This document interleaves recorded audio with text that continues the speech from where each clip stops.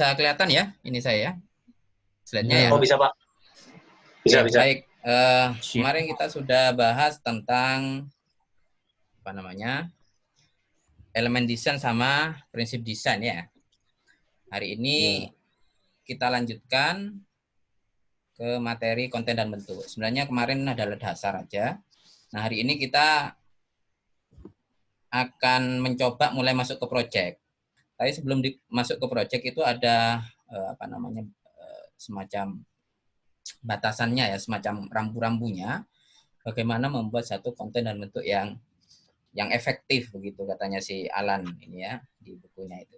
Jadi kita tetap patokannya ke visual design fundamental itu, tapi nanti teman-teman bisa memperkaya ininya referensinya ke buku yang lain nggak masalah ya, tapi tetap kita masih pedomannya ke buku tadi. Jadi di bab ini kita akan jelaskan bagaimana mengaktualisasikan elemen desain dan prinsip-prinsipnya yang telah dibahas dalam bab sebelumnya dengan beberapa pemecahan masalah.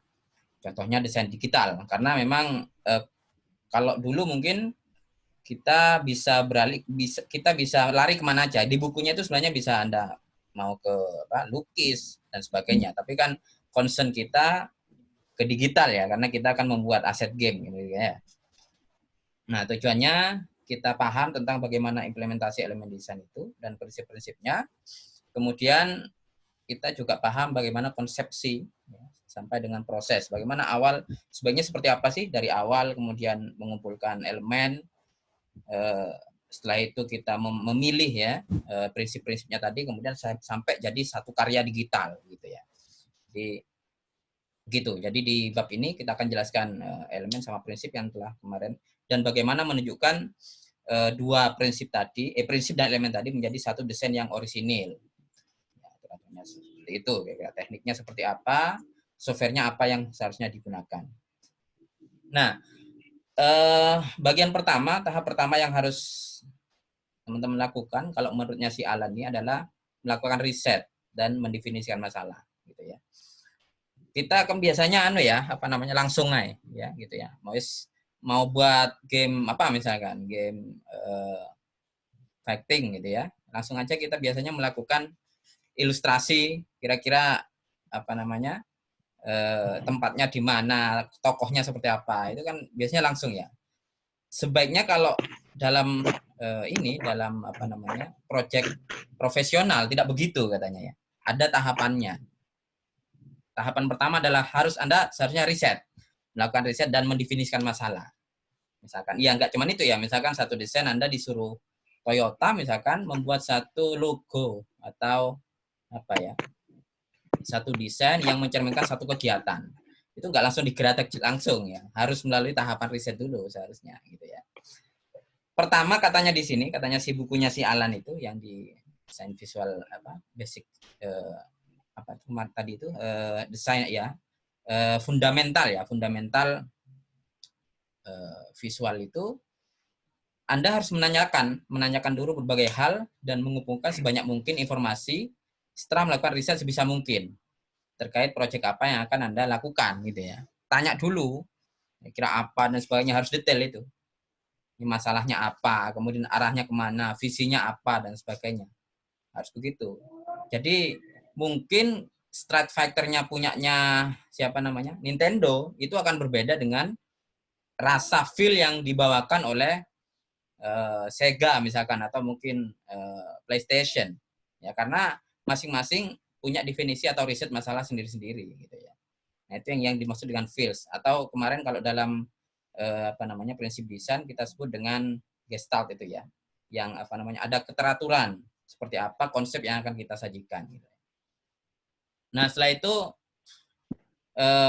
sehingga masalah yang didiskusikan itu bisa jelas. Nah, baru setelah itu kita proses ke eksplorasi. Nah, riset itu tahapannya seperti apa aja nanti kita jelaskan. Yang kedua adalah membuat solusi awal ya. Misalkan ya tadi saya katakan tidak harus game ya sebenarnya ya. Anda mengkonsepkan bisa aja Anda disuruh untuk membuat logo atau desain satu acara charity misalkan punyanya Toyota atau apa, itu kan definisinya misinya dan sebagainya harus jelas gitu ya. Nah, Anda harus cari pertama adalah solusi awal. Pilih beberapa pilihan yang terorganisir, baru Anda melakukan sketsa thumbnail di situ ya. Jadi nggak geruduk langsung membuat sketsa, nggak. Jadi harus ada risetnya, kemudian cari solusi awal, baru Anda membuat beberapa pilihan thumbnail, katanya si Alan begitu. Jadi proses kedua adalah dalam konsep adalah pertama adalah pikirkan tentang alasannya. Harus ada alasannya. Misalkan Anda ngasih ngasih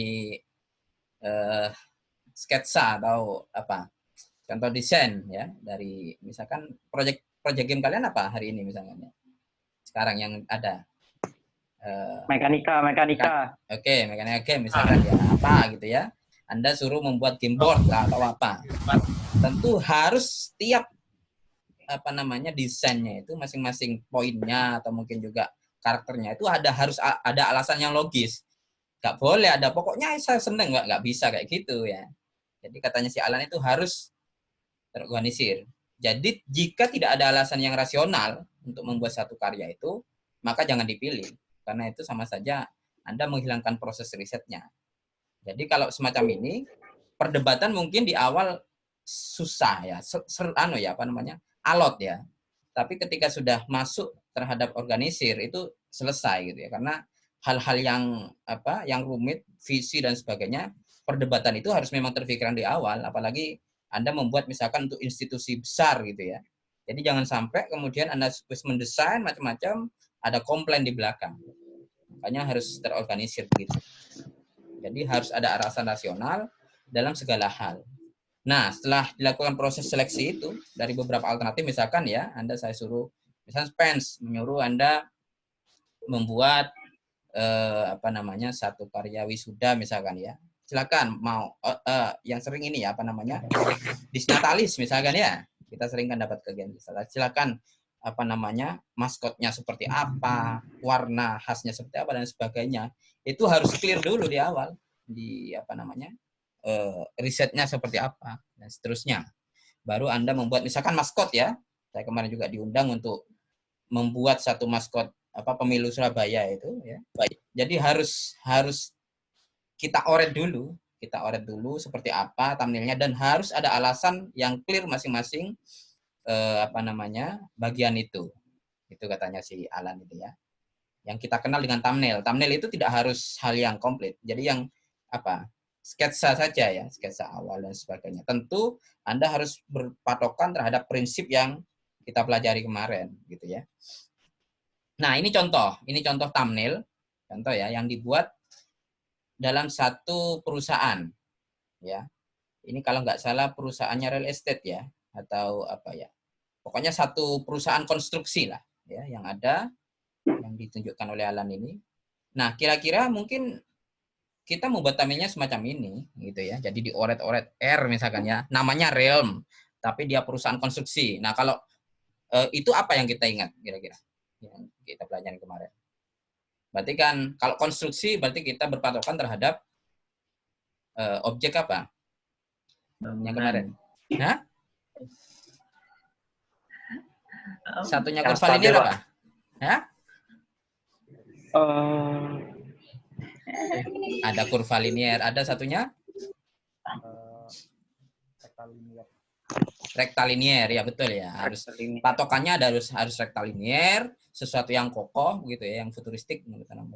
Kemudian yang kedua adalah dia harus mencerminkan sesuatu yang yang solid dan sebagainya. Nah, ini komunikasi yang harus dibangun di awal. Anda harus berkomunikasi dengan detail sama pimpinan proyeknya, visi dari perusahaan itu dan sebagainya. Sehingga kemudian Anda tawarkan beberapa thumbnail ini. Ada link misalnya. Ini contoh untuk membuat logo ya. Lagi mungkin nanti Anda implementasinya mungkin membuat objek game dan sebagainya, sama saja sebenarnya. Jadi memang cukup dibuat dalam bentuk yang kecil, tidak usah terlalu detail, diorek-orek saja. Contoh semacam itu ya, R ini ya. Jadi dari beberapa ini. Bentar saya terus mana ini ya. Mas saya kelihatan ya. Jadi Sebentar. Oke. Di situ ada R yang 3D, ada yang realm dan sebagainya. Jadi ini contoh aja. Nah, pembuatannya juga cukup dilakukan dengan pensil saja agar bisa dilakukan perubahan atau modifikasi selanjutnya. Kok mantul ya suara saya? Oke, sudah. Oke, jadi memang membuat thumbnail itu tidak boleh pakai bolpen atau sesuatu yang permanen. Karena setelah thumbnail Anda buat dari beberapa, Anda ajukan terhadap tim itu gitu ya, atau orang-orang yang berwenang, kemudian bisa jadi dari satu yang dipilih ada enhancement, ada penambahan dan sebagainya. Jadi memang thumbnailnya itu harus diorek-orek biasa saja, pakai bisa jadi berubah ya. Dari sekian banyak itu pilihan, mungkin hanya satu yang disetujui nanti atau yang realistis terhadap visinya dan sebagainya, yang punya alasan yang kuat. Namun belum tentu diambil utuh, bisa jadi nanti juga ditambahi, dikurangi atau diabstraksi, disimpelkan dan sebagainya. Jadi memang disarankan tidak perlu detail dan cukup pakai pensil. Itu adalah model riset yang pertama untuk membuat satu karya desain, baik logo mau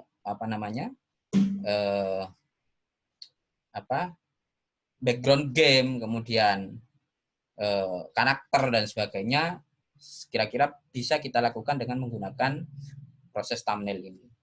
Ya, oke. Kemudian, nah, thumbnail yang baik katanya si buku itu untuk karakter, misalkan ini karakter ya. Nah, thumbnail yang baik untuk karakter itu adalah kreasi yang mudah tersampaikan, yang mampu menyampaikan karakteristik dari gestur peribadian alamiah itu. Kemudian dulu kita pernah belajar yang namanya stilasi ya. Bagaimana kita menstilasikan misalkan satu aktor Jackie Chan misalkan, atau siapa tokoh Indonesia yang terkenal yang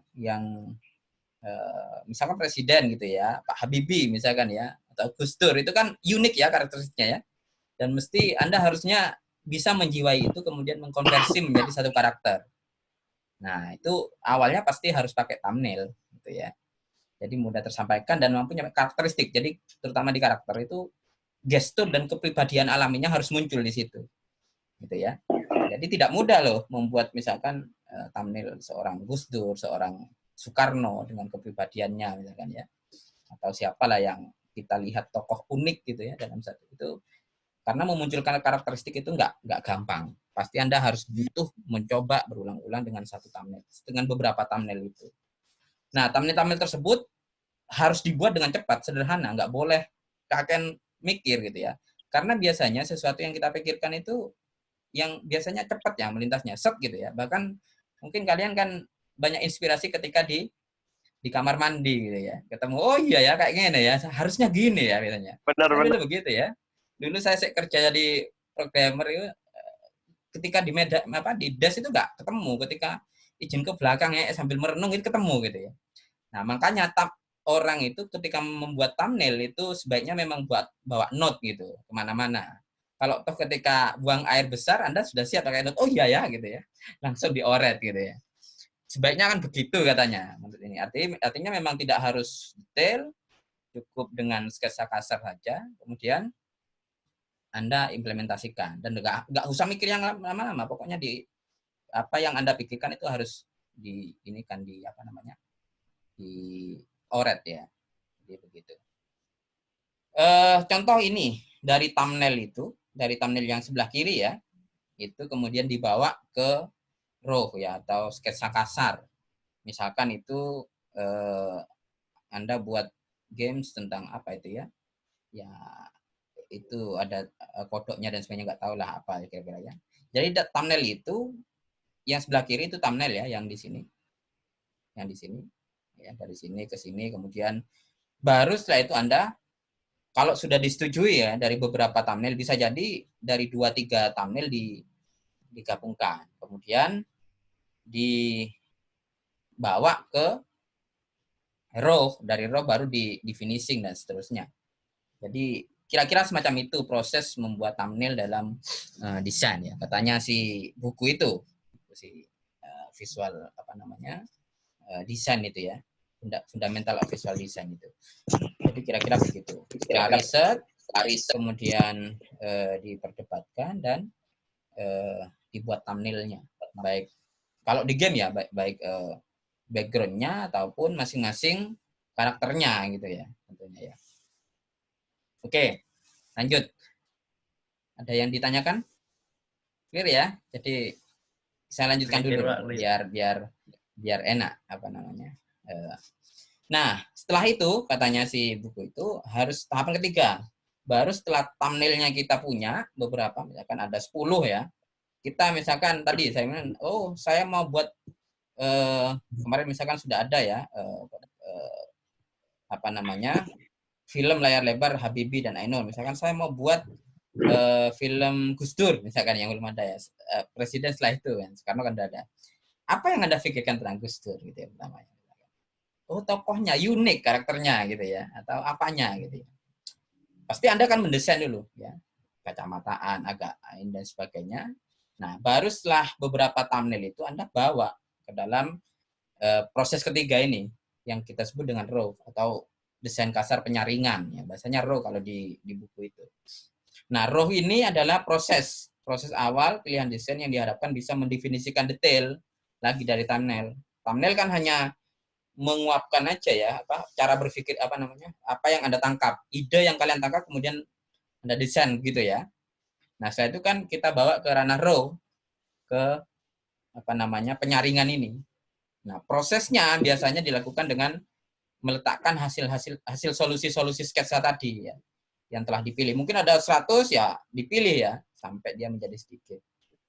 Nah, sehingga dalam proses pemilihan itu contrasting, kemudian analisa desainnya sesuai dengan prinsip-prinsip kemarin, kita bisa melakukan bisa konsentrasi terhadap pemilihan lebih spesifik desainnya. Nah, RAW itu akan membantu si desainer lebih fokus terhadap alternatifnya itu ya, tanpa menegaskan solusi akhir. Jadi solusi akhirnya di ini dulu hilangkan, tapi pilih dulu. RAW itu hanya ibaratnya dari beberapa thumbnail itu hanya dipilih beberapa, kemudian dioret lebih jauh ya. Jadi 3 atau 5 gitu. Enggak sampai finishing, sampai diwarna dan sebagainya enggak.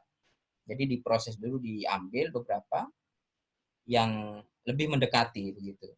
Nah, RAW itu juga harus jelas dan bisa mengkomunikasikan konsep pemecahan masalah. Jadi posisi, proporsinya, value-nya, gelap terangnya, warnanya. Nah, itu semuanya harus berpedoman terhadap prinsip yang kemarin saya jelaskan itu ya.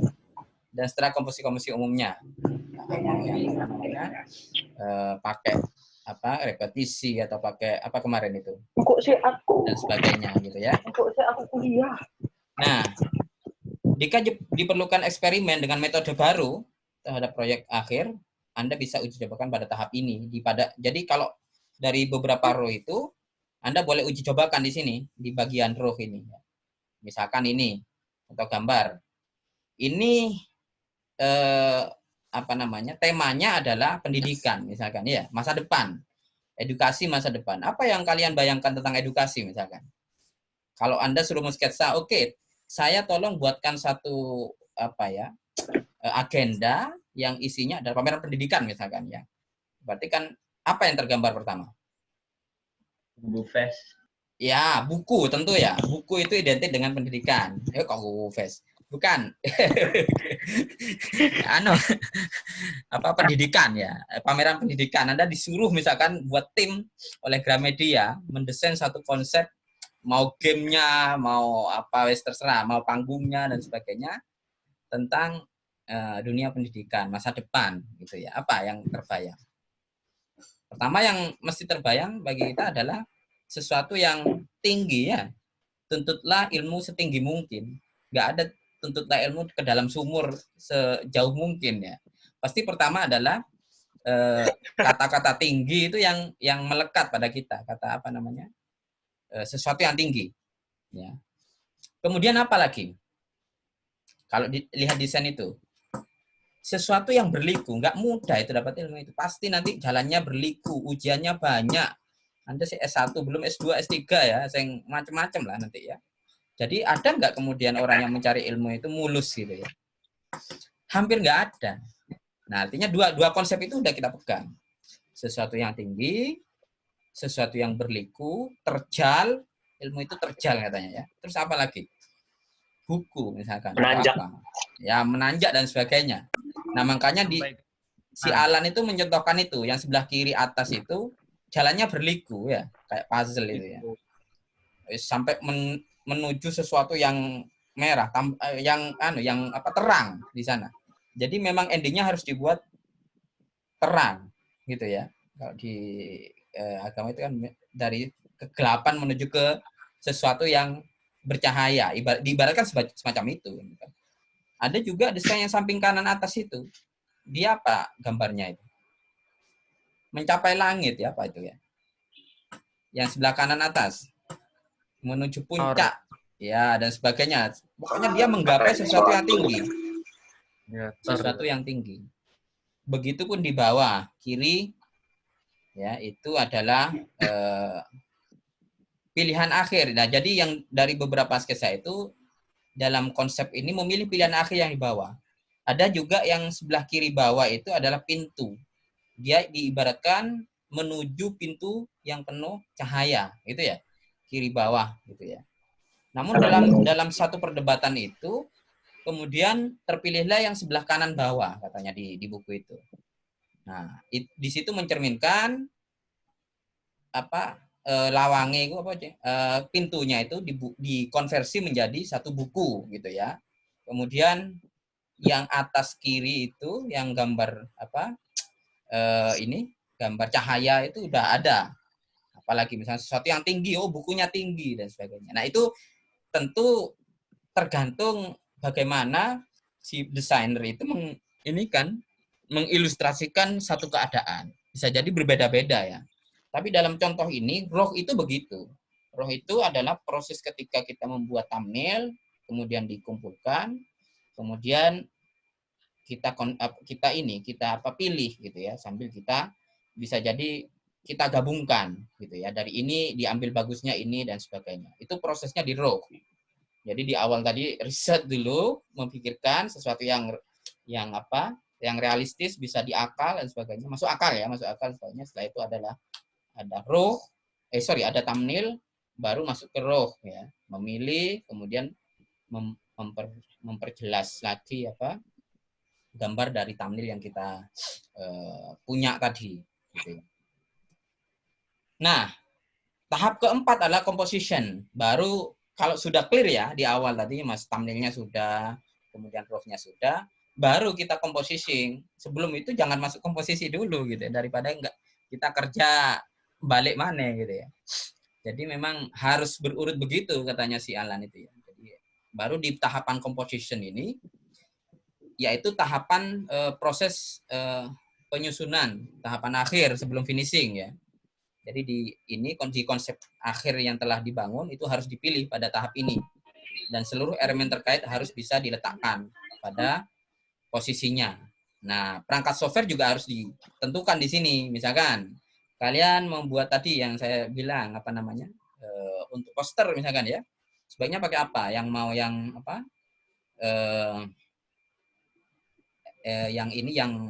Vektor, misalkan pakai AI, pakai Corel, apalagi dan sebagainya, atau yang yang Photoshop, Photoshop itu, yang ini pixel ya, pixel, yang pixel.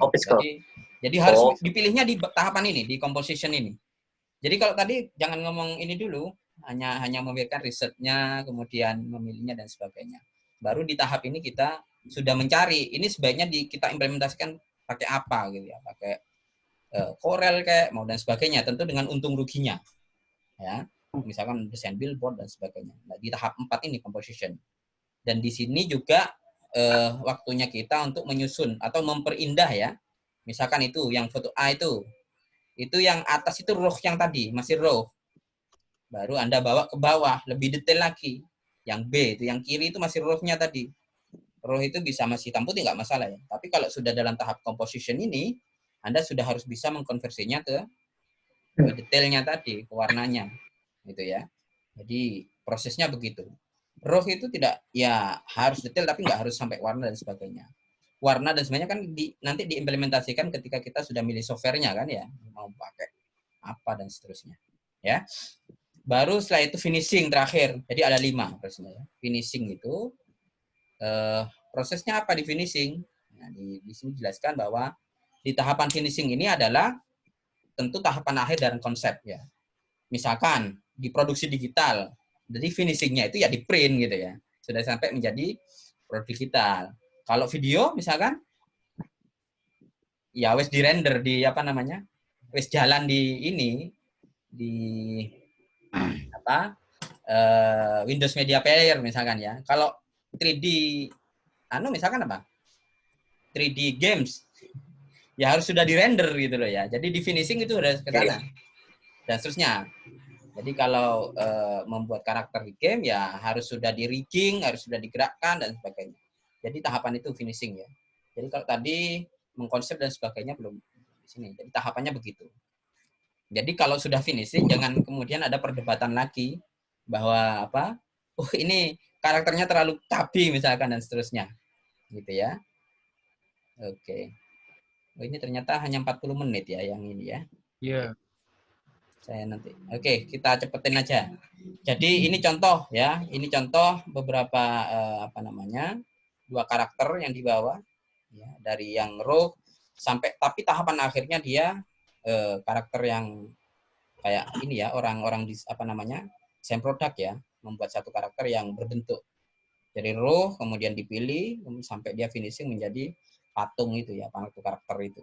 Jadi itu adalah ininya tahapan akhirnya sampai finishing ya menjadi patung itu gitu ya. Nah, itu proses konsepsi. Nah, setelah itu baru proses produksi gitu ya. Jadi sebelum produksi memang konsepsinya harus detail dulu. Nah, pertama yang Anda pilih adalah dalam proses produksi ya tentu adalah OS-nya. Pakai Windows dan sebagainya. Ini hal yang umum ya, saya kira. Karena apa? Anda harus tahu kliennya. Kalau Anda memang ya syukur-syukur bisa jalan di semuanya ya. Ada beberapa aplikasi yang hanya jalan di salah satu kan. Atau paling gampangnya Anda mau buat aplikasi untuk aplikasi di Android apa namanya Apple misalkan ya. Anda harus baca pasarnya dulu. Nggak serta-merta begitu ya. Pertama di sini produksinya begitu. Kalau memang pasarnya di Indonesia ini masih banyak Android ya Anda pilihnya di sini gitu ya. Bisa jadi di kemudian Anda bisa proses lebih lanjut, misalkan pengembangannya di OS. Kalau ini kita pilih untuk aplikasinya. Kemudian softwarenya. Nah, tadi saya bilang ada 2 paling enggak. Ada yang kategorinya bitmap, kayak Photoshop, dan seterusnya. Ada yang kategorinya vektor. Ya, vektor kayak apa? AI, kemudian Corel, dan sebagainya. Ya. Untung ruginya juga harus dipertimbangkan. Nah ya, jadi di sini ada 2. Yang pertama adalah grafis bitmap. Ya, di format ini kita memang akan melihat kotak-kotak. Jadi untungnya apa kira-kira kalau pakai bitmap ini? Apa kira-kira? Desainnya atau warnanya lebih detail. Ya. Kelihatan. Ya, bisa foto dan sebagainya. Tapi kerugiannya kalau dia dibesarkan, resolusinya bisa pecah. Ya, bayangkan Anda misalkan membuat poster untuk di jalan sama Anda buat sama satunya mau ditampilkan di billboard gede gitu ya. Nah, itu kan harus hati-hati. Sebaiknya kalau kayak gitu kan kita harus desain pakai vektor, jangan gitu karena nanti si tukang cetaknya itu biar bisa meriset seenaknya, nggak pecah gitu ya. Nah, itu. Jadi itu yang harus dipertimbangkan katanya dalam proses produksi. Ya. Jadi misal di situ dijelaskan di browser internet misalkan, ya jadi ya wis nggak usah pakai pixel nanti susah cek konversi macam-macam langsung aja ke bitmap karena di komputer di browser itu hanya butuh gambar yang ini untuk menampilkan lah ya hanya butuh resolusi yang rendah gitu. Makanya namun ini ada beberapa karakter panduan di buku itu kalau di dalam majalah itu paling tidak katanya ya itu 2.400 pixel per inch PPI atau kurang lebih 5,8 juta pixel per inch itu standar yang ada katanya atau Anda mungkin kalau mau jual dan sebagainya. Jadi ini standarnya katanya si bukunya Alan itu. Nah, gambar bitmap itu bisa dibuat langsung pada program Paint atau Photoshop yang tadi ya, dan seterusnya. Webcam dan sebagainya ya, ambil foto maksudnya ya. File digital gambar juga dapat disimpan dengan format yang sesuai. Kalau yang usahakan jangan yang tereduksi ya. Kalau JPEG itu udah tereduksi ya, udah di apa namanya? Bahasanya itu dikonversi ya. Nah, yang asli kan kayak TIFF gini ya. Untuk yang cross platform juga bisa dibuka di macam-macam. Ini cocok untuk printing dan sebagainya. Nah, ini contoh yang kedua adalah yang vektor. Nah, vektor itu kelemahannya apa? Kelemahannya pertama ya dia tidak bisa, gradasi warnanya sedikit ya. Dia tidak bisa mencampur foto, susah kemudian dikonversi ke pixel ya. Kecuali yang ilustrasi apa itu yang warna-warni itu loh, apa namanya itu ya. Dan sebagainya. Apa? WAP ya? Ya, dan sebagainya. WPAP. Tapi ya, WPAP. betul. Tapi untuk menyajikan apa foto yang sesungguhnya susah kalau pakai vektor. Tapi untungnya di sini dikatakan ya dia lebih ya bebas mau di resize sebesar apapun ya nggak masalah ya. Anda pakai buat desain di sini kemudian kasih ke percetakan bebas ya. Mau buat billboard, mau di resize sampai dan sebagainya nggak mungkin pecah ya. Karena basisnya adalah vektor, di mana vektor itu ya matematis basisnya ya, titik ke titik, ketika dibesarkan ya besar semua, nggak masalah gitu ya. Yang kedua kerugiannya adalah dia tidak bisa halus gitu ya, tidak bisa apa namanya smooth kayak yang di gambar JPEG ya, pasti ya. Nah itu konsekuensinya. Jadi kurang lebihnya Anda harus berpikir itu, kira-kira desain yang Anda gunakan nanti diimplementasikan ke apa. Gitu ya. Kalau game saya kira kalau yang sifatnya ini ya kartun ya, mending memang sebaiknya apa vektor ya, vektor saya kira. Nah kalau Anda kecuali menampilkan kayak 3D, game 3D yang apa namanya mukanya memang ditempel pakai gambar orang yang asli dan seterusnya. Ya. Jadi itu beda lagi. Jadi kira-kira begitu. Jadi prinsipnya dalam produksi Anda harus melihat nanti implementasinya ke apa sehingga Anda bisa menentukan software apa yang kalian pilih. Paling tidak ada dua bagian itu, mau yang vektor ataupun yang apa tadi pixel dengan untung ruginya tadi. Ya. Nah, jadi ini ya, jadi gambar vektor memang normalnya apa? Kapasitasnya kecil, ukurannya kecil ya. Kapasitasnya kecil. Kalau Anda meskipun gambar gede di mana di AI ataupun di Corel itu kan kecil ininya kapasitasnya karena dia hanya mencatat titik-titik itu. Nah, file vektor berukuran independen dan bisa diperbesar skala ukurannya berapapun. Berbeda dengan yang tadi. Nah, kira-kira itu prosesnya ya secara jelas kita karena harus cepat ini 40 menit apa kalau lebih kelihatannya di stop sama Zoom ini. Saya belum apa namanya beli yang premium. Jadi mungkin besok udah bisa pakai yang punyanya Pens ya. Jadi kira-kira itu stepnya adalah pertama research ya. Research itu dengan segala bahannya tadi. Kedua adalah raw ya. Thumbnail. Setelah research itu dibawa ke thumbnail, dioret dan sebagainya. Baru setelah itu masuk ke raw, filterisasi ya, pemfilteran. Setelah dapat beberapa kita memilih yang masuk akal dan reasonable. Ya reasonable masuk akal ya, yang sesuai dengan visi misi yang diajukan oleh satu grup atau satu lembaga itu. Baru setelah itu kita masuk ke finalisasi itu ya. Finalisasi itu ya komposisi ya.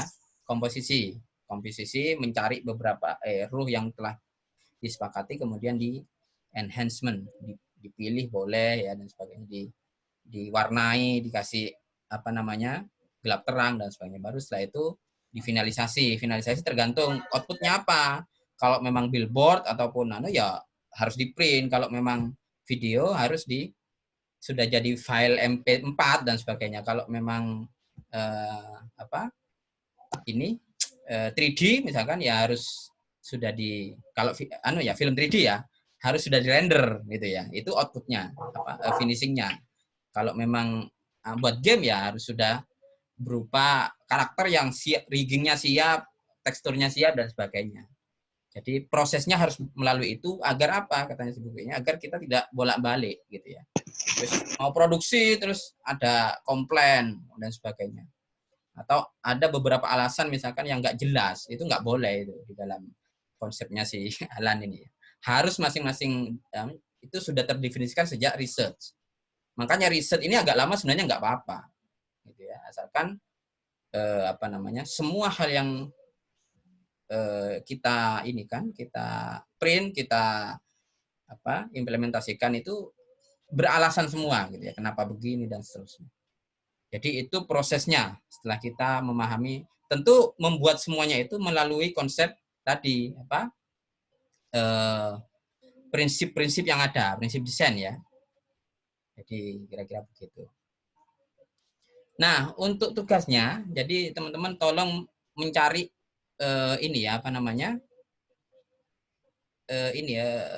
tutorial atau mungkin prinsip dasar dalam AI ataupun sektor lainnya, terserah. Kalau di sini bukunya pakai AI. Jadi manual ya, manual booknya ya. Jadi gimana caranya membuat satu bentuk yang sederhana dan sebagainya. Itu kan ada di tadi yang saya upload itu manualnya, caranya membuat garis, melengkungkan dan sebagainya di AI. Tapi saya nggak batasi kalian mau pakai AI, mau pakai Corel Draw, mau pakai ya terserah. Photoshop bukan yang vektor. Mungkin apa lainnya? Yang open source itu ada ini lupa namanya saya. Bukan Paint, GIMP ya, GIMP. Bisa pakai GIMP terserah. Anda buat tutorial dasarnya dulu, pastikan Anda udah terbiasa gitu maksud saya. Baru minggu depan kita masuk ke proyeknya. Proyek dari visual ini. Kalau nggak salah babnya nanti namanya bab abstraksi visual pertama yang akan kita jelaskan. Baik, itu kira-kira ada yang mau ditanyakan? Silakan.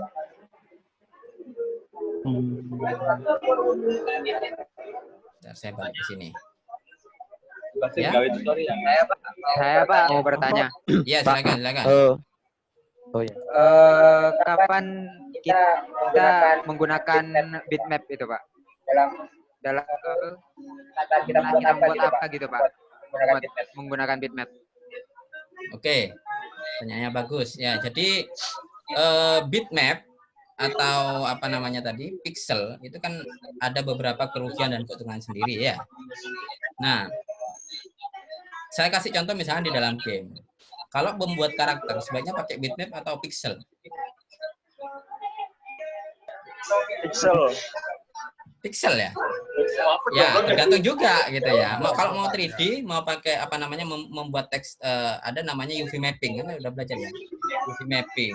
UV mapping itu nanti ya semester depan. UV mapping itu harus pakai ini sebaiknya memang pakai bitmap karena pada saat membuat tekstur objek 3D itu dia butuh karakter aslinya. Misalkan saya membuat karakter Rambo gitu ya atau siapa yang terkenal sekarang ya. Atau Jackie Chan atau siapa ya. Kita harus benar-benar memasukkan wajah aslinya. Dan itu susah kalau didefinisikan pakai pakai pixel. Pakai vektor ya. Vektor. Nah, kalau memang tujuan kalian adalah sesuatu abstraksi, misalkan mau buat billboard yang isinya adalah yang objek-objek yang ini yang tidak ada di alam, apa namanya kemarin itu? Apa namanya kemarin kita?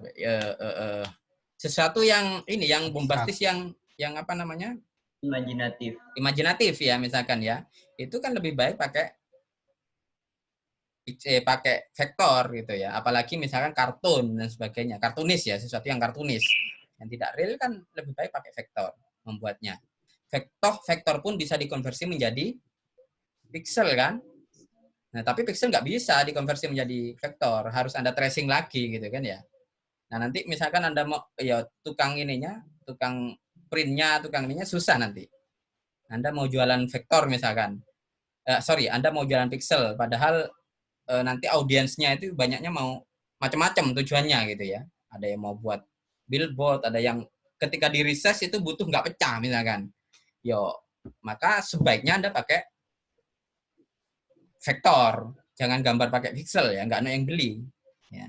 Kecuali memang pixel dengan ukuran tertentu dan target pasarnya jelas. Misalkan, ini untuk orang-orang yang buat desain di majalah misalkan ya, atau di mana gitu ya. Itu jelas. Tapi untuk yang lebih lebar, sesuatu yang maksudnya klien kalian macam-macam gitu ya, bisa orang majalah, bisa orang percetakan lainnya ya. Dan objek yang kalian buat itu kartunis misalkan. Ngapain buat pakai ini? Pakai apa? Pakai pixel. Sebaiknya vektor aja. Jual CDR-nya atau jual apa? Kalau AI ya, ekstensinya ya.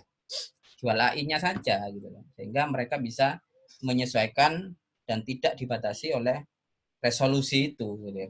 Kalau vektor kan enaknya begitu ya. Saya kira itu ya. Ada yang lain? Bagus, pertanyaannya bagus. Saya Pak mau bertanya. Ya, silakan. Ya Pak, saya Fauzi. Ya. Jadi begini Pak, kan kalau misalkan kita membuat game Pak, membuat game, itu kan untuk di menu biasanya itu menampilkan sebuah ikonik atau kayak thumbnailnya itu Pak ya. Menampilkan, maksudnya membuat ya. Untuk membuat thumbnail sendiri kan kita harus menonjolkan karakter, buat thumbnailnya kita harus menonjolkan karakternya Pak. Ya. Betul ya. Nah, untuk menemukan karakter sendiri kan agak sulit gitu Pak. Ada tips-tips gitu nggak Pak supaya kita bisa menemukan karakter itu dengan lebih cepat gitu Pak? Oke. Bagus ya. Oke. Kembali ke slide berapa tadi ya? Nah ini ya. Jadi memang untuk membuat satu karakter Anda harus pahami karakter itu sendiri.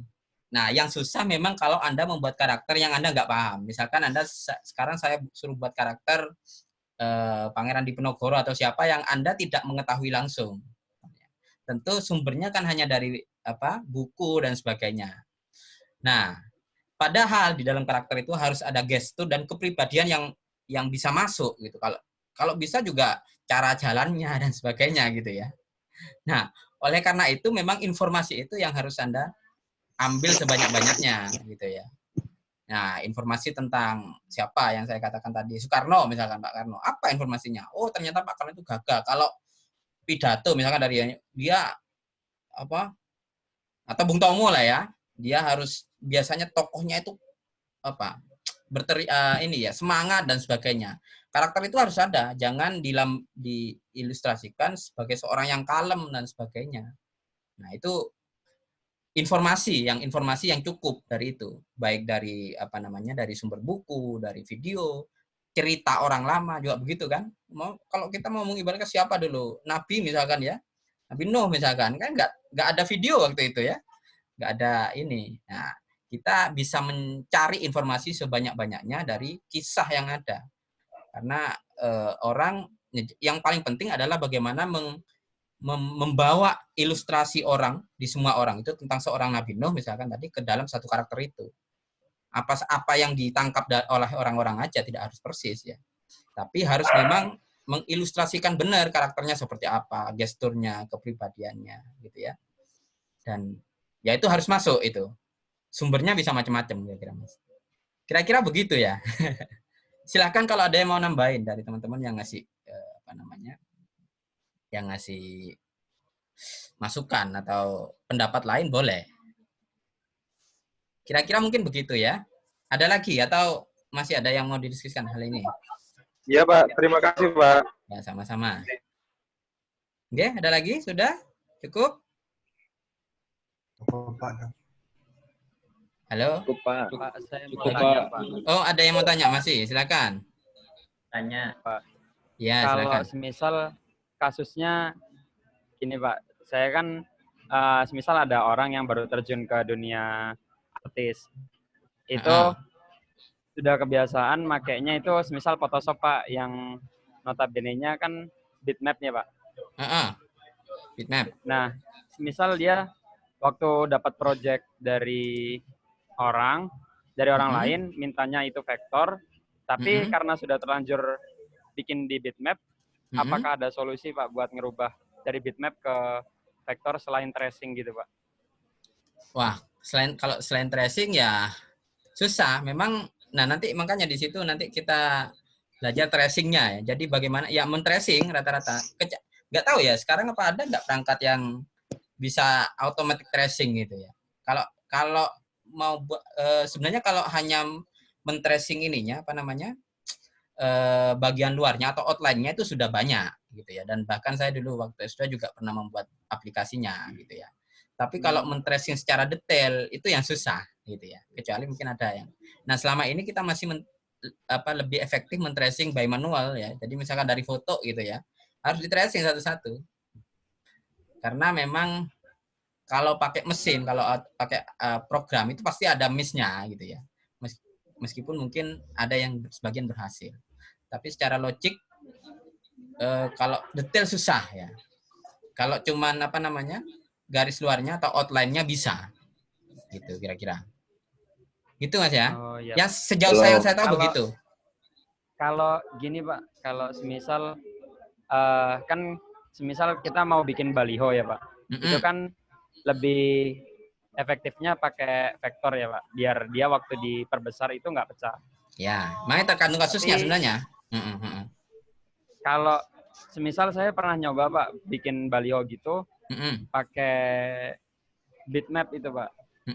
Kemungkinan kalau saya bikin bitmapnya itu sesuai ukuran balihonya itu bisa lebih baik nggak Pak? Seukuran balihonya? Iya, jadi misal saya bikin spanduk seukuran 2 kali 1 meter Pak. Saya menyesuaikan di Photoshop-nya itu ukurannya segitu.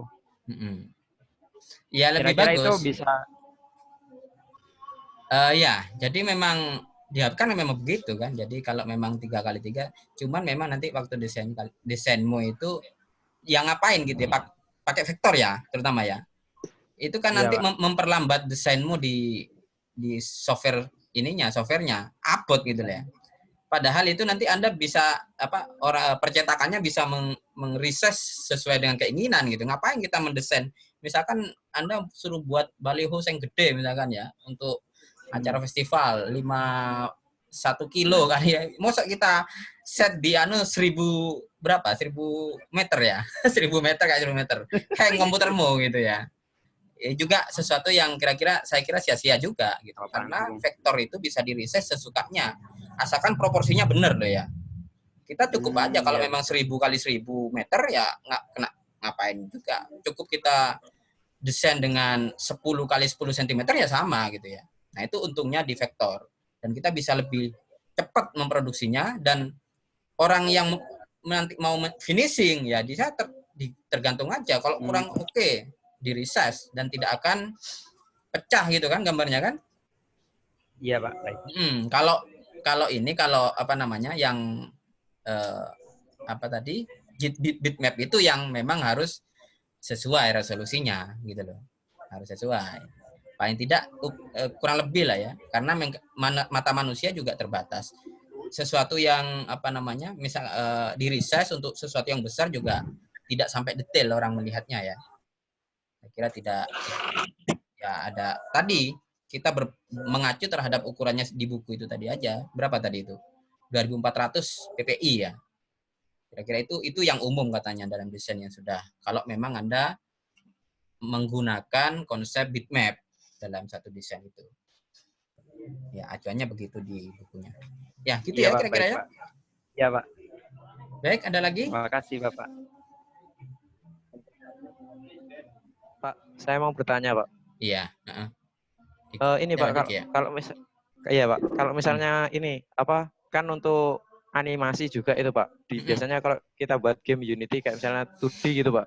Betul. Itu kan untuk animasinya itu lebih baik kita ngambil gambarnya atau dapat gambarnya itu yang bentuknya vektor atau yang bitmap Pak. Karena kan untuk resolusi juga itu Pak di gamenya itu Pak. Tentu kalau saya nggak tahu, vektor bisa masuk nggak ke Unity? Enggak. Biasanya bisa, dikonversi Pak. jadi bisa tak? Dikonversi jadi PNG dulu sih. Nah, Pak. iya itu bitmap Kayak- namanya. iya. Iya, bitmap. Tapi di dalam desainnya kan Anda pakai vektor gitu ya. Vektor. Iya. Jadi ketika ternyata resonya yang gede di ininya di korelnya atau di AI-nya dibesarkan gitu ya. Baru dikonversi lagi. Gitu loh. Nah, ya, begitu. Jadi yang kita bicarakan tadi menggunakan di awal tadi yang bagaimana menciptakannya. Kalau sudah mengkonversi ya terserah gitu ya. Jadi sebaiknya memang kalau kartunis yang non non 3D kayak buat tekstur dan sebagainya ya sebaiknya memang pakai bitmap vektor ya. Vektor ya, pakai AI, pakai Corel dan sebagainya itu yang bisa di reset sesukanya. Baru dikonversi. Konversinya itu kan ya udah proses lanjut gitu ya. Udah proses finishing. Jadi kurang gede dan sebagainya kan tinggal mengkonversi mengreset yang di vektornya itu gitu ya. Oh iya, Pak. Terima kasih, Pak. Oke. Ada lagi cukup? Untuk absensinya, Pak. Untuk absensinya bagaimana, Ini Pak? katanya beberapa manajemen karena harusnya kita kan pakai etol ya, cuman etol masalah ya. Iya. Nah, oleh karena itu absensinya nanti manual aja. Saya sudah screenshot dan sudah saya rekam ini. Jadi ini bisa saya ajukan sebagai bukti bahwa kita nanti bisa absen manual dulu untuk yang ini ya. Nah, kalau besok udah bisa etolnya, besok kita login aja absen tok gitu. Saya kira begitu. Ya. Baik, Pak. Kita nunggu instruksi dari manajemen dulu. Iya, Pak. Terima kasih, Pak. Oke, cukup? Siap, Pak. Cukup, Pak. Cukup, Pak. Oke, baik. Terima kasih.